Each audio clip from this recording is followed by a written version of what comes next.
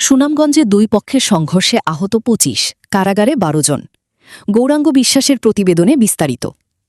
সুনামগঞ্জ সদর উপজেলার কাঠুইর ইউনিয়নের জগজীবনপুর গ্রামে দুই পক্ষের সংঘর্ষে অন্তত ২৫ জন আহত হয়েছেন। ঘটনার খবর পেয়ে সুনামগঞ্জ সদর থানার officer in charge OC Ratan Sheikh পিপিএমের নেতৃত্বে পুলিশ ঘটনাস্থলে অভিযান চালিয়ে ১২ জনকে আটক করে। বৃহস্পতিবার তাদের আদালতে পাঠানো হলে বিচারক জামিন আবেদন নামঞ্জুর করে কারাগারে পাঠানোর নির্দেশ দেন। ঘটনার সত্যতা নিশ্চিত করেছেন সুনামগঞ্জ সদর থানার ওসি রতন শেখ পিপিএম।